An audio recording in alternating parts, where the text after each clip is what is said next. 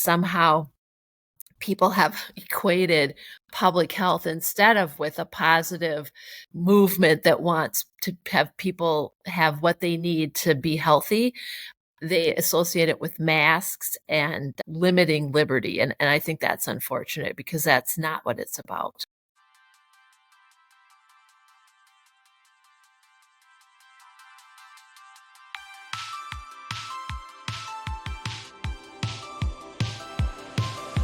Welcome back to Connection Request. I'm Joel Lehman.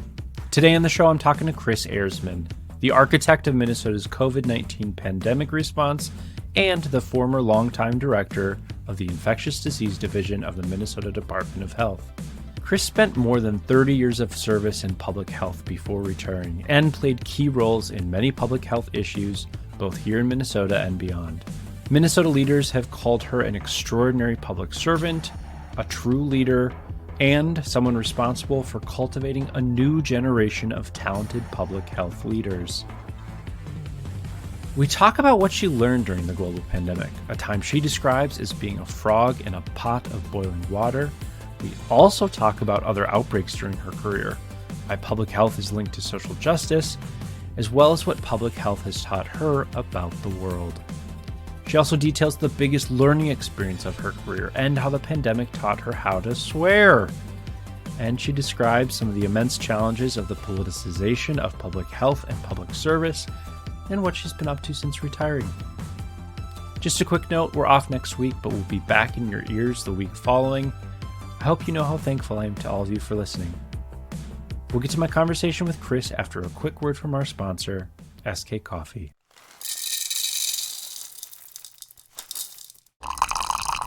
This season, we are thrilled to be sponsored by SK Coffee, a specialty coffee roaster based in Minnesota, shipping worldwide. Listeners of the show will remember Sam from season 1, where he shared his journey from musician to entrepreneur. We'll hear more from Sam later in the episode.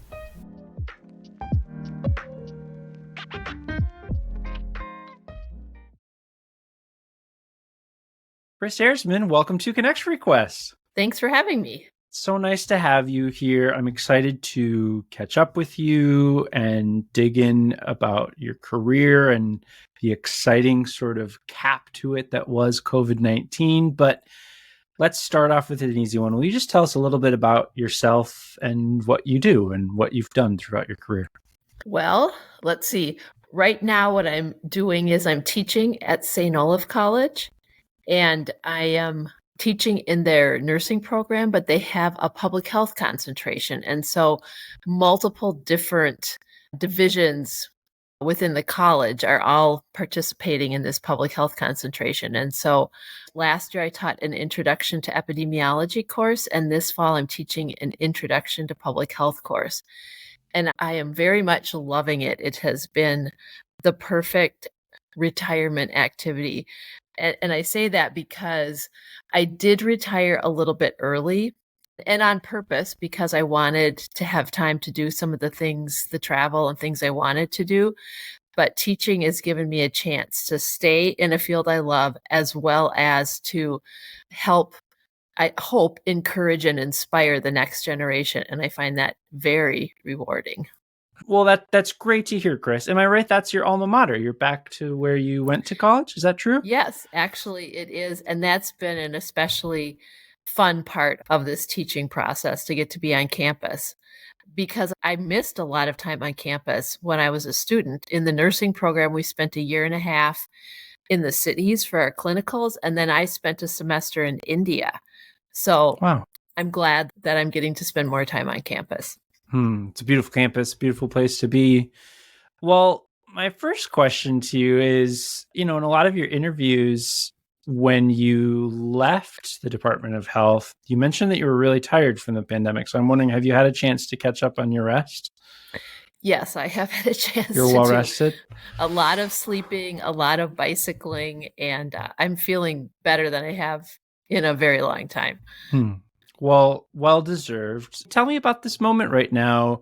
How has retirement been so far, and what's been surprising to you? Well, what I've been surprised about is just, as people do say, retirement can be a little bit busy. So there's some things that I still haven't done a year and a half in. And part of that is owing to the fact that I did agree to do this teaching. And so, doing some preparation and things takes time. But when you now have more time to exercise and you're doing it, that takes up time. And so anyhow, I haven't just laid around quite as much as I dreamed I might, but I think that's just fine. As you've been engaging with future nurses and people working in health, if your students are a good leading indicator, how are the prospects looking for the future of health? What have you learned from them? Well, I'm encouraged by their enthusiasm. I mean, that's what makes me excited. And so when I see that, I feel good. I feel good that there is a new generation with energy and enthusiasm to come into the field. And what I want to encourage them with is that each generation has their opportunity to make a difference. I just had the chance to give a presentation that involved reviewing my career. And so as I was kind of going back to the beginning, I realized when I first started at the health department, I was in graduate school. And so you're absorbing all this information. And so you think, yes, I'm learning all that is known. And then I came to the health department and I was working for Mike Osterholm. And of course, he had already made a name for himself even back then. And so there was this feeling like, wow, all this stuff's already been known and there's a lot of cool outbreaks and they've already been figured out. And kind of what will my role be? Well, I'm just really happy to be here. And in looking back then over my career, I thought, man, I was privileged to see a lot of really exciting things happen in public health. And it reminded me that even though I felt that way when I started, I had an opportunity to contribute. And this generation is going to have an amazing opportunity. So I'm really excited to see what they're going to bring to public health. Yeah, that's amazing. That, like, if you had only known, I suppose, right? Yeah, maybe I would have not taken the job, but yes. Well, let's stick back in time for a minute there. Take me back to Kris as a young woman. What should I know about you then to help me know about the person and professional that you became? Take me back to that point in your life when you were starting to figure out your career. Well, I have to say that I was probably a little bit naive. I had spent a semester in India, as I mentioned, and that really gave me a desire to make a difference in the world. I worked at Hennepin County Medical Center on a surgical floor as one of my first jobs, and that really taught me that I wanted to get upstream. In other words, I didn't really like doing the tertiary care where you're fixing people after stuff had happened to them. I'd rather get upstream and, build a fence so the cars didn't drive off the cliff rather than be the ambulance at the bottom. And so all of those things were in my mind, but I think I was a little bit naive to the needs of my world. And what I mean by that is spending time in India gave me the opportunities to see global need. But I think that with my upbringing, it was I was just a little bit naive. And so I don't think I really realized the complications and the challenges in our world as it relates to public health. So homelessness and challenges with addiction. I knew those things sort of at an academic level, but I think public health taught me to really broaden my scope of what does it mean to make sure that everyone has what they need to be healthy. And I'm very grateful for that. I'm grateful for my upbringing, but I'm also grateful for my time in public health and what it taught me about the world. And I'd rather be me now than me back all those years ago, although I had a good heart when I started. To me, it sounds like you continued to learn and to grow, and as I think we all aspire to do, so that makes total sense to me. I've heard you talk in interviews before about how public health can be a real calling and vocation in some ways. I'm just curious, has it always felt like that throughout your career? And if so, something we talk on this show a lot about is sort of vocation versus a job. Could you talk to me a little bit about kind of, at least for you, the role of something of field, like feeling a higher calling as opposed to clocking into my 9 to 5? Yeah, I would definitely say that I viewed public health as a calling for me. In part, it fulfilled kind of an important part of my being, which is the faith aspect. And I felt like, I was called to serve others and to care for my neighbor. And so public health really gave me the opportunity to do that. And I'm the kind of person that has to believe in what I'm doing. So Yeah. that's just how I'm hardwired. Yeah. And yeah, I do really feel like, well, to put it back to this class I'm teaching, there was a quote that I used in one of the early lectures from Dan Beauchamp, and it was about public health at its heart is really seeking social justice. Hmm. And that really resonated with me. And I think that's why I have really appreciated having the opportunity to be a part of it this whole time. And as I said, I think I've grown in my understanding of what that means for the world. Yeah. But that is, I think, at the heart of it, why it's been so meaningful for me. I've also heard you describe it as a dream job, which especially of the last few years that you were there is hard to sort of put those two things together in my mind. But tell me about, like, overall over the course of your career, what made it so great? What did you love about it? And what were a few learnings and highlights over your time? Well, I think the reason I loved it so much was, first of all, I was in infectious disease public health. And so there are other areas of public health, and there's chronic disease. I mean, it's a very broad field, but I happen to be in the infectious disease area. And that's an area that is ever changing and pretty fast paced. And so I like the speed. I like sort of the action of it. I think I'm a little too impatient to work with chronic diseases. And so it's probably good I was in infectious disease. But I also liked how every single day was different. And as I moved through my career, I had different opportunities for leadership. And so you were working on policy issues and how can we get a message to the legislature, and testifying at the legislature, or doing media. There was communication, there was working with data. I always felt like working with data and things like that was like opening a package. You got to see what the data were going to tell you. So I really enjoyed that. I really enjoy teaching and educating, so I had those opportunities. And then the thing about public health is it's not a career that will make you rich, but the people that go into it, they all want to be there. And so they all view it in that sort of vocational way, like you said. And so the teams that I got to work with were phenomenal. And so all of those things sort of contributed. You could help make the world a better place and ensure people had what they needed to be healthy. Things were happening fast, and it was kind of exciting when you were working to solve an outbreak. You got to impact policy. All of those things, all of that change, I really enjoyed that. Were there any moments throughout your career, and certainly maybe during the end of your tenure, where you thought about going into something else or perhaps taking a job that was more lucrative? Not really. I mean, I really was grateful to have the chance to be in public health, and it was really encouraging to me. It really filled my tank, and it was always a positive experience. The one time when I thought about going back to a more clinical patient care experience was when my mom was sick and had been diagnosed with pancreatic cancer. And when I saw how impactful those healthcare providers were and what a huge difference they made in my life and in her life when they were providing care, there was a part of me that thought, wow, maybe I should go back into an area of patient care, just because that had been so meaningful. But ultimately, I think my skill set fit better with public health, and so it made sense to stay where I was.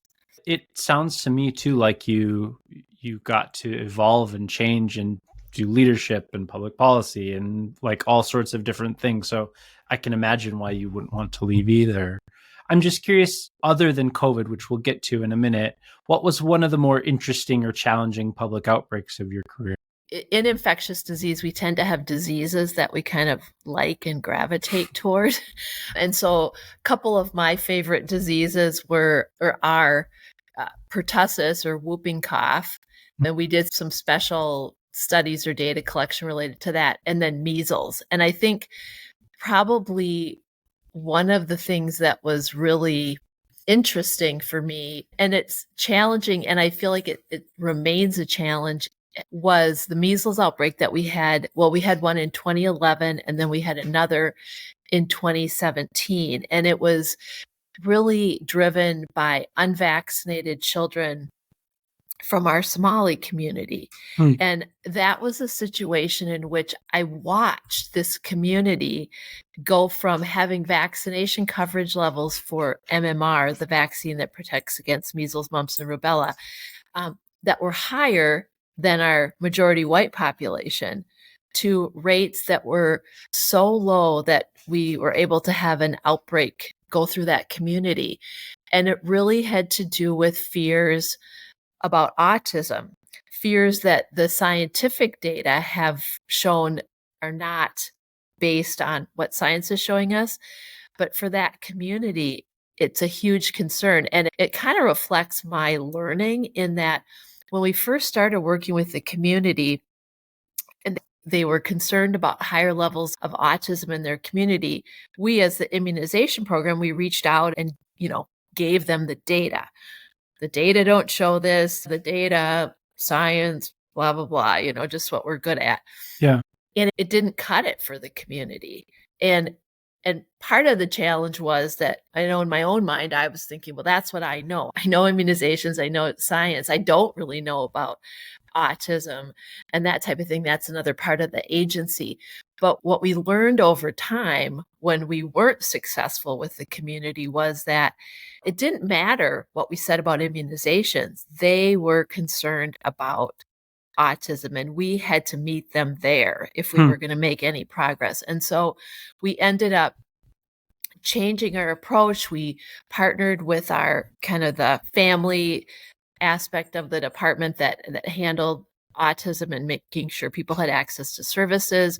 We added a number of Somali staff. We did some things differently to do better outreach and connection to the community. And for instance, with the 2017 measles outbreak, we involved the imams and we met with them. We had pediatricians go to the mosques during Ramadan, and they would kind of do an educational message in conjunction with the imams. I know one of the imams who became a good friend, he said, yes, prevention is an important message in our faith. And so this makes sense.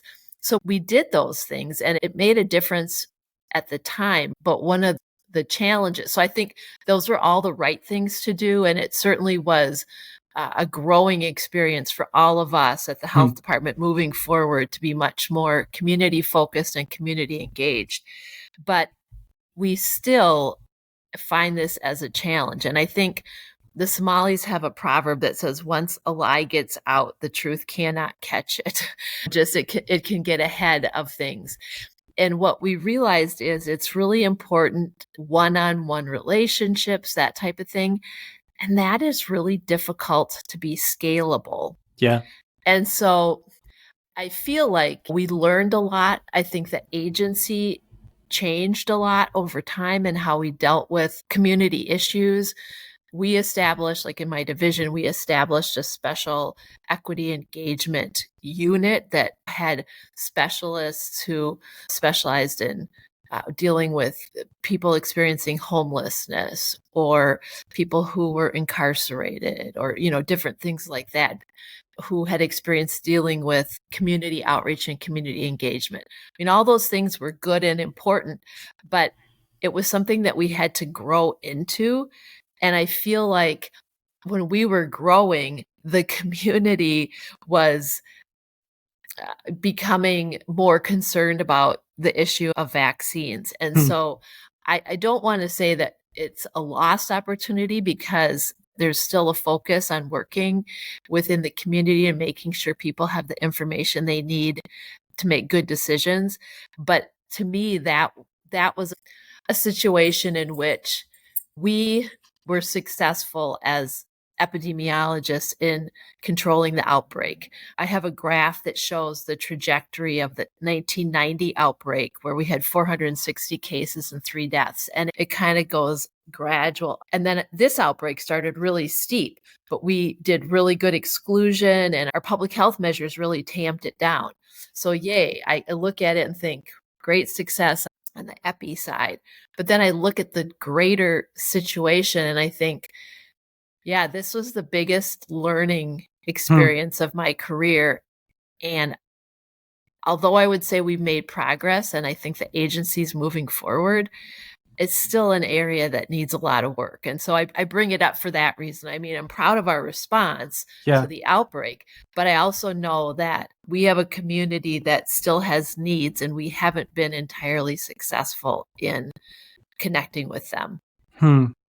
What an incredibly thoughtful and nuanced answer. I like just going over that particular moment and challenge. And as we'll get to more of your career, I'm just really grateful to have had someone like you and your colleagues leading us through these crazy times.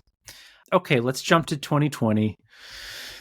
It's a moment that, in preparing for this interview, I had nowhere near the craziness that you had in your life, but it's like, oh, I thought we could just leave that time behind. But I think it'd be beneficial for our audience to learn from you a little bit. When did you know in 2020 that something was really different and this was going to be one of the craziest moments in your career? When did that happen for you? Well, I will say that it wasn't immediate. So I didn't hear about, the cases of respiratory illness in Wuhan and think, aha, this is it. Because there have been other situations where we've kind of, MERS, Middle Eastern Respiratory Syndrome, where is this going to happen? And then, it does, but not at the wide scale level that obviously COVID did. Even when we did pandemic planning, I remember some of the early pandemic influenza planning, and we met with economists from the White House. I was on some national committees, and we talked about the economic impact of a pandemic and all these things. Well, we had lived through the 2009 and 10 influenza pandemic. And while it was hectic and crazy for a time, it didn't have that sort of global economic involvement. And so I think at some level, I was a little bit naive thinking, well, I made it through that pandemic. And so we've got this new thing coming. And even though we had prepared for that type of thing, I just kind of didn't absorb it right away. And when we first started talking about things, I remember doing media interviews and talking about how there were different stages and there might come a stage in which this was going to impact everyone's day-to-day life. So in other words, it wasn't just listening to it on the news and hearing somebody talk about a disease. It was really going to impact their lives. But I think even as I was saying that, trying to get the public to think ahead a little bit, I don't think I even really realized how dramatic this particular event would be. But I can tell you this, that when it started, I mean, it was so stressful even before we had a case because, we were testing and we could only test individuals who met certain criteria. And so we'd have some of those situations to test. And then we'd be on pins and needles until the results came back because we didn't know if we'd be doing a huge press conference. And so, in fact, when we did have our first case on March 6th, I mean, I had done media many times in my career, but stepping out to that press conference in the governor's space there with every camera and every media person in the state, it felt like that really ramped it up. There's a lot to love about SK Coffee, our presenting sponsor for Connection Request. Every time I talk to SK's founder, Sam Chelberg, I'm fascinated to learn more about what makes their coffee so special and why people are so drawn to them. Here's Sam. We're not a company that you're going to get the exact same thing over and over again. It's always going to be an exploration. This is literally an agricultural product, and every year it's different. So it's like wine in that way. But something even more special than the coffee itself has always stood out to me. It's the entire SK team's passion. They treat their work like a real art form, and each of them care deeply about coffee's people, place, and process. Here's Sam again. The way we're trying to tell that story is not through, interesting crafted cocktail coffee drinks, right? It's all, what is the coffee trying to say? What is the producer, the place, the plant itself trying to say, the process? And we are literally translating that communication from the raw product into your cup. To learn more about SK Coffee, visit skcoffeeplease.com or check out their excellent Instagram page. If you live in Minnesota, stop into one of their cafes in St. Paul or Minneapolis. You might even spot me there. All those links are in the show notes. Okay, now back to the show.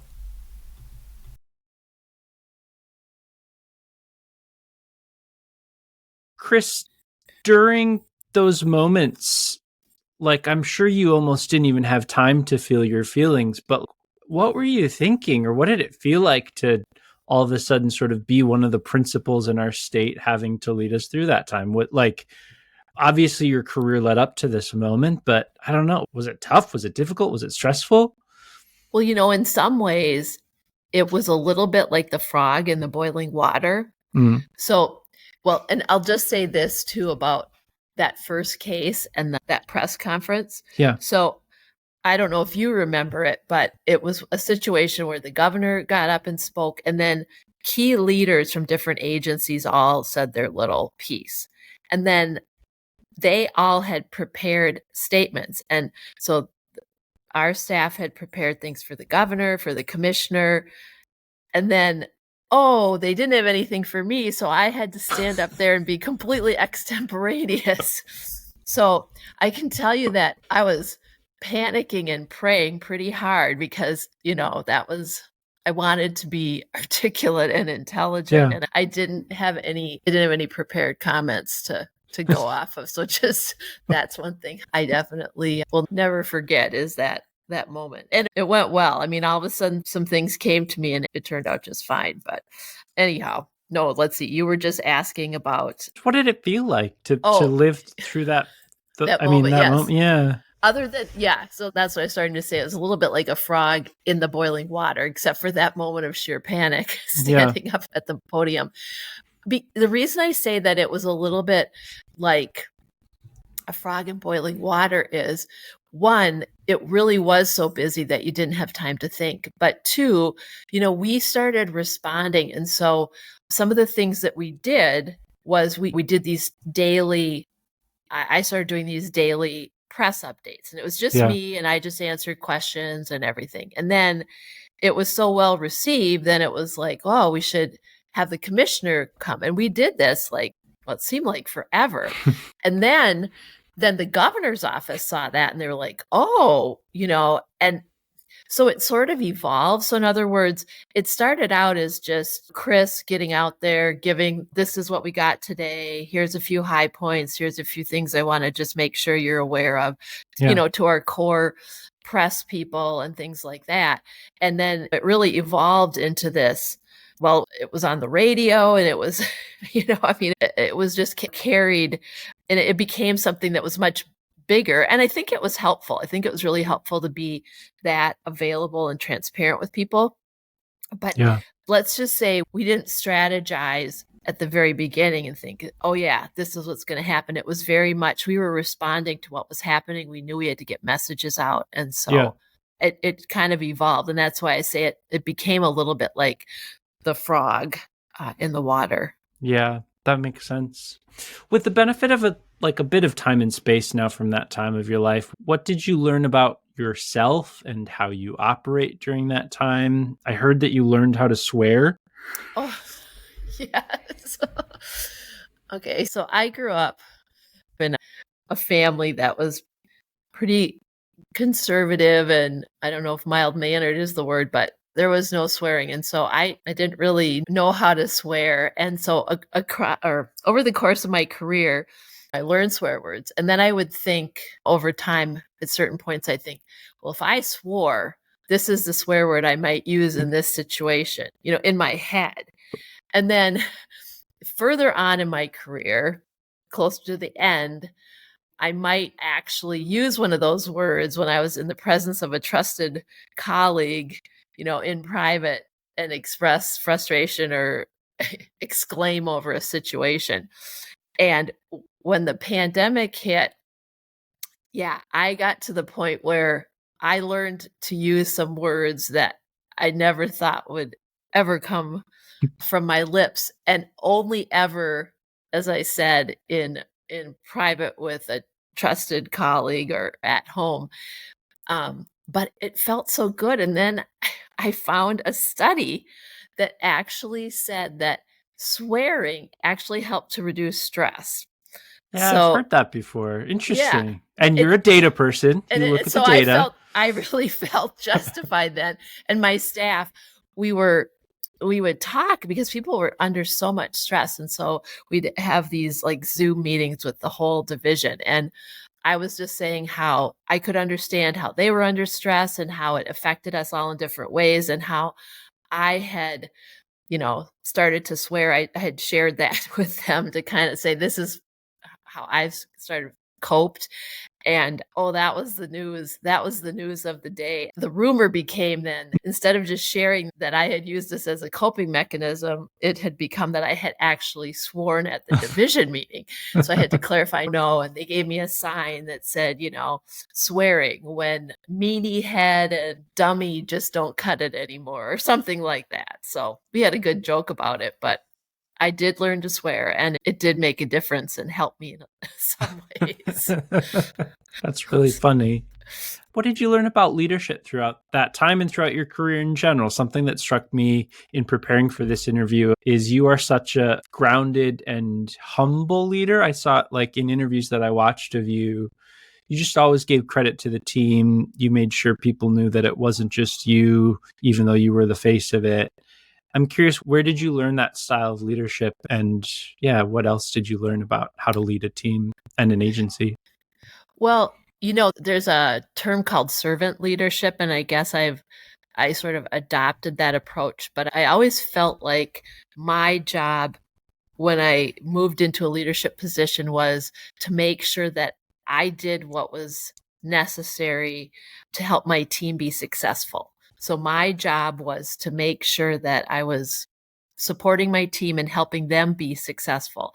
And I always felt like I needed to be willing to do everything myself too. Now, I tried to do things like make my own copies or do things like that within reason. I mean, I didn't want to be being paid as the division director and then sweeping up, in the sense that I wanted to be making sure that I was being strategic in what I did. But I also wanted staff to know that if I'm asking them to do it, I would do it.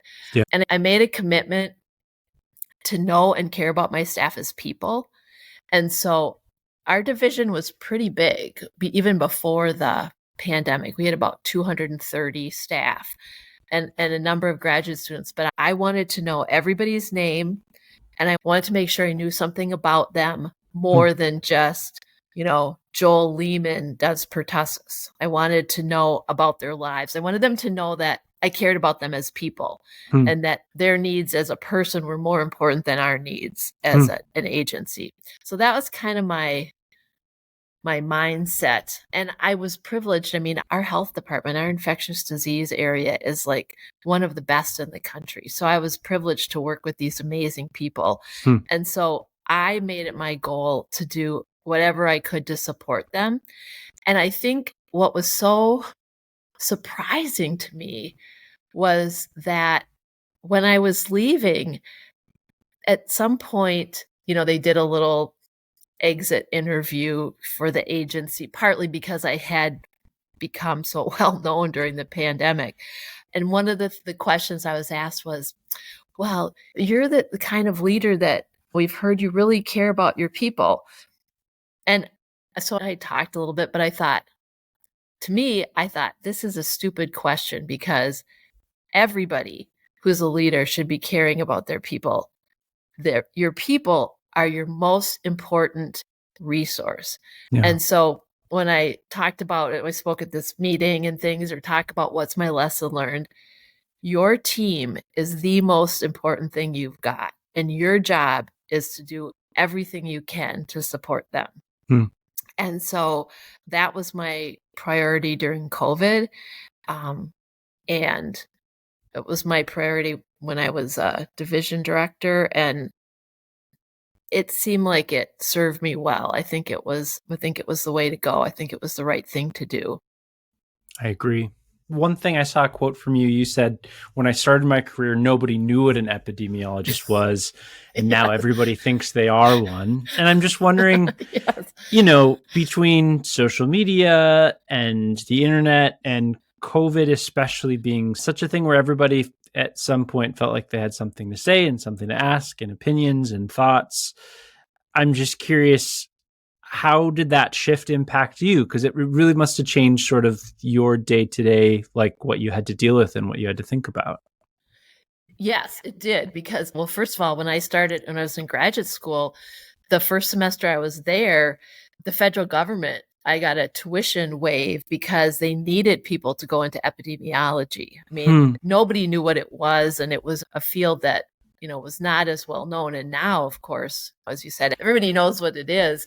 So the good news is that throughout my career, I think a lot of people in the public wouldn't really know what public health was. They might, if pressed, they might be able to talk about clean water. And I think that's one of the downsides of public health is because we're about preventing things from happening. Sometimes it's hard for people to recognize, what we're doing. But then the challenge with COVID became that all of a sudden everybody had heard of public health. They all knew what epidemiology was. And now all they associated it with was taking away their freedom. So what is public health? Public health is making me wear that mask that I don't want to wear. And public health is, shutting down the bar that I wanted to go to.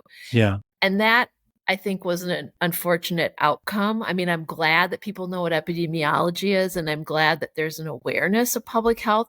But unfortunately, I think that some of the conclusions that people started to draw during COVID were not really accurate. I think they missed what is WIC, the Women, Infants, and Children program, to make sure that moms and babies have good nutrition. I think they miss the clean water. They miss, some of the monitoring that our restaurant sanitation. I mean, all the things that public health does that are really positive, even controlling disease, because we sure controlled a lot of disease over the years without having people feel that their liberties were infringed upon. So that's the only thing that I think is a downside, is somehow people have equated public health instead of with a positive movement that wants to have people have what they need to be healthy. They associate it with masks and limiting liberty. And I think that's unfortunate because that's not what it's about. Well, and to that end, Kris, it feels to me like this politicization of not only public health, but public service more broadly at sort of all levels of government, that, at least in my lifetime, it feels like the pandemic was this big kind of milestone in terms of that. And I don't see it going away anytime soon. It feels like it's part of the decline in trust in public institutions. I know this is a big question, but like from your unique perch where you kind of saw that throughout your career, any ideas how we get back to at least restoring some of that kind of trust in public health and public servants? Well, I think one thing that we did and the agency continues to do is we were very concerned with transparency and ethics and those kinds of things. And I think it's really important that we continue to make that a high bar that we follow. And I think that if the workers continue to do their best work, continue to do work, continue to put data out there that's accurate, I mean, I think that makes a difference.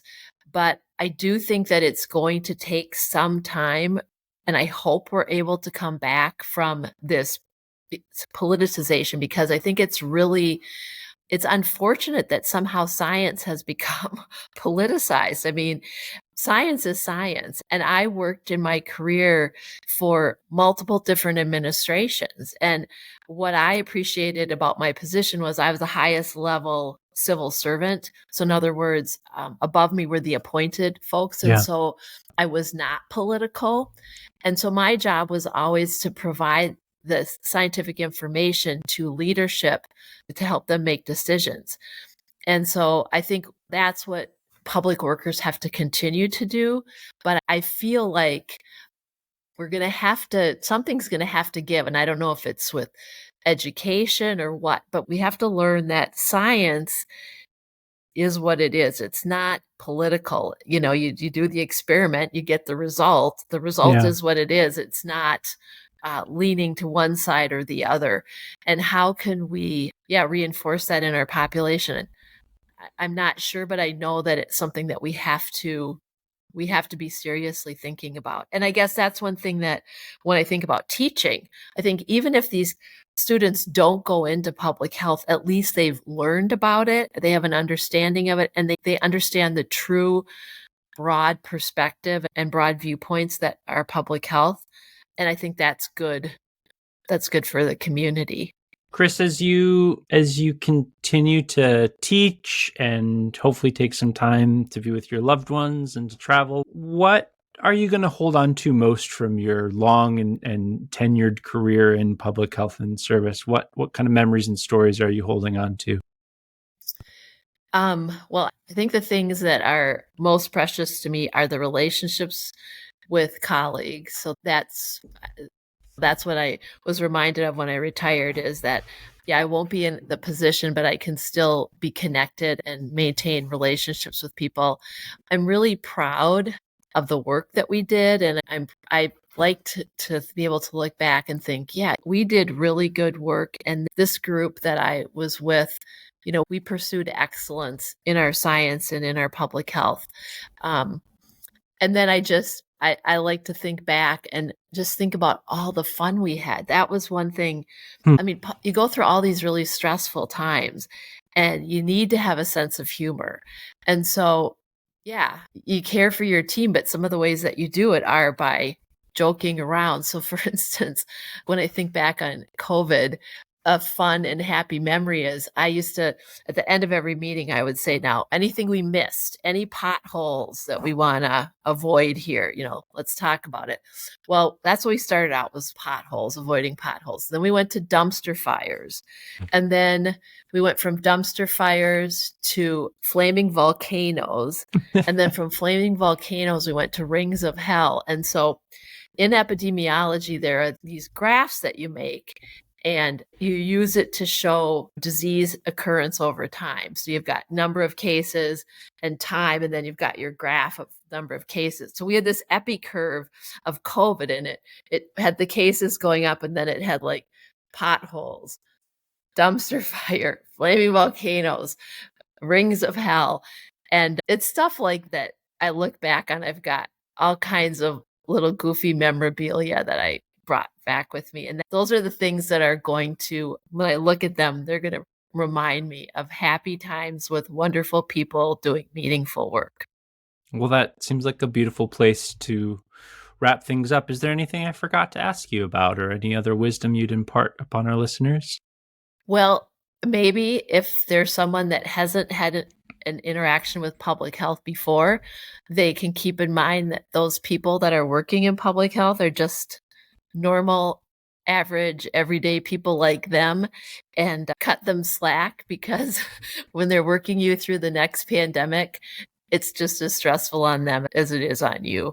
I think that's a good reminder. And I'll say too, Kris, when we were going through 2020 and beyond, I felt really rest assured that you were there leading the team, and that there are just wonderful people in public service and in public health like yourself who are doing really important work. So thank you for your service and for your time today on the show.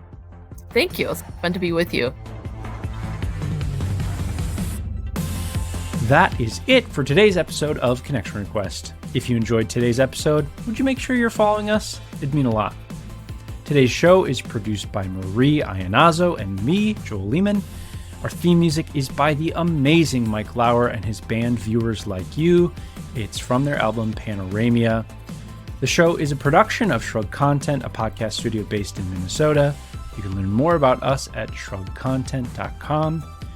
Special thanks to SK Coffee, our presenting sponsor. You can learn more about them at skcoffeeplease.com. If you live around the Twin Cities, ping me. I'll take you there myself. First cup is on me. You can connect with the show on Instagram, Twitter, TikTok, and YouTube. Send us feedback, guest ideas, and funny TikToks at connect@shrugcontent.com. Thanks for listening, and see you soon.